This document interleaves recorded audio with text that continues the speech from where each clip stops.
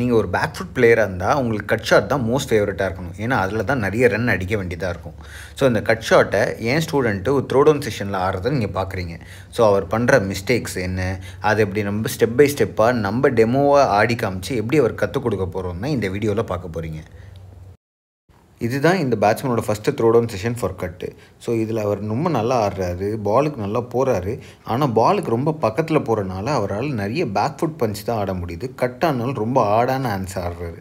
So இது எப்படி நம்ம அவருக்கு நம்ம சொல்லி புரிய வைக்க போகிறோம்னு சொல்லி நம்ம பார்க்கலாம். அண்ட் ஃபியூ மிஸ்டேக்ஸும் நான் நோட் டவுன் பண்ணி வச்சு. இப்போ நீ உன்னோட ஷோல்டர் சப்பர் எங்கே இருக்குன்னு அந்த ரைட் ஷோல்டர் தெரியாமல் உன்னோட லெஃப்ட் ஷோல்டர் அங்கே கொண்டு போ. இப்போ ஸ்விங் பண்ணு. இதுதான் பெட்டரான பொசிஷன். இதில் தான் நீ பேக்வர்ட் பாயிண்ட்டுக்கு அடிக்க முடியும், நார்மல் பாயிண்ட்டுக்கு அடிக்க முடியும். உன் செஸ்ட் ஓப்பன் ஆகிடுச்சுன்னா நீ front of the wicket, cover point, sweepers இங்கே தான் நிறைய ஆடுவேன். அங்கே ஆடணும்னு நினச்சின்னா பால் ஸ்லைஸ் ஆகிட்டு போகும், பெருசாக பவர் கிடைக்காது. கொஞ்சம் உன்னோட ஷோல்டர்ஸை இன்வேர்டாக பேக்வேர்டாக கொண்டு போய் அங்கே அடிக்கப்பாரு. ஸோ கனெக்ஷன் பின்னாடி இருக்கும். இப்போது இது என்னோடய டர்ன்.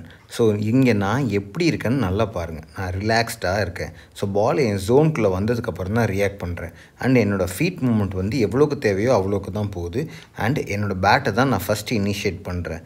ஸோ இங்கே என்னோடய டைமிங்கும் என்னோடய பேட்டோட பாரை பார்த்துமே ரொம்ப ரொம்ப இம்பார்ட்டன்ட். இப்படி இருந்தால் தான் இன்னும் கண்ட்ரோல்டாக ஆட முடியும் அண்ட் நினச்ச இடத்துல ஆட முடியும்.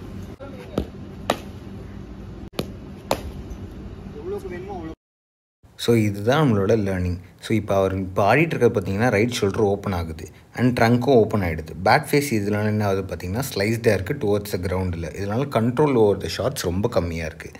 ஆனால் இதே இது இப்போ நான் ஆடுறதை பாருங்கள். ரைட் ஷோல்டர் க்ளோஸ்டில் இருக்குது, உங்களுக்கு ரைட் ஷோல்டரே தெரியாது. அதனால் ட்ரங்க் நல்லா வெல் அலைன் டுவர்ட்ஸ் த பாலாக இருக்குது, பேட் ஃபேஸும் டுவர்ட்ஸ் த கிரவுண்டாக இருக்குது. ஸோ இதுதான் அந்த லேர்னிங். கொஞ்சம் அட்ஜஸ்ட்மெண்ட் பண்ணதுக்கப்புறம் நிஜமாகவே அவரோட பேலன்ஸ் நல்லா பெட்டராக இருக்குது. அண்ட் நல்ல கேப்ஸையும் பிக் பண்ணுறாரு, நல்ல டைமிங்கும் பண்ணுறாரு. ஆனால் டெஃபினட்டாக இன்னும் நிறைய இம்ப்ரூவ்மெண்ட்ஸ் தேவைப்படுது இவர்கிட்டேருந்து.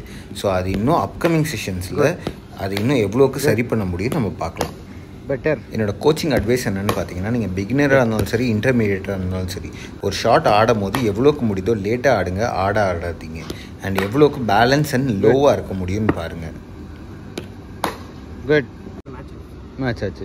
ஸோ ஃபஸ்ட்டு நீ ஆடும் போது ரைட் லெக் நிறைய இனிஷியேட் ஆச்சு, மூவ் ஆச்சு. ரைட் ஷோல்டர் முன்னாடி நல்லா ஓப்பன் ஆகி தெரிஞ்சிச்சு. ஸோ கட் அடிக்கிறதுக்கு ரைட் லெக்கு கம்மியாக மூவ் ஆகணும், பேட் அதிகமாக ஒர்க் ஆகணும். அண்ட் ரைட் ஷோல்டரு தெரியக்கூடாது. லெஃப்ட் ஷோல்டர் தான் இனிஷியேட் பண்ணணும். ஆனால் ரைட் ஷோல்டரில் பவர் இருக்கணும். சரியா? அப்படி இருந்தால் தான் உன்னால் பேக்வர்ட் பாயிண்ட்டுக்கு ஆட முடியும், கவர் பாயிண்ட்டு நிறைய ரேஞ்ச் ஆஃப் ஷாட்ஸ் ஆட முடியும். இல்லாட்டி வெறும் கவர் பாயிண்ட்டுக்கு மட்டும் தான் ஆடுவேன். சரியா? இதை வீட்டில் ட்ரில் பண்ணு. ஸோ இப்போ நீங்கள் பார்த்துருப்பீங்க நான் ஒரு ரியல் பேட்டிங் செஷனில் எப்படி கட் ஷாட் வந்து ஸ்பெசிஃபிக்காக சொல்லித்தரேன்னு. ஸோ உங்களுக்கு வேறு ஏதாவது ஷாட் நான் சொல்லித்தரணுன்னா கீழே கமெண்ட்டில் பண்ணுங்கள். அந்த ஷாட்டை ஒரு ஸ்டூடெண்ட்டுக்கு நான் சொல்லித்தரதை இன்னொரு ரியல் வீடியோவாக எடுத்து நான் உங்களுக்கு அப்லோட் பண்ணுறேன். So follow for more tip.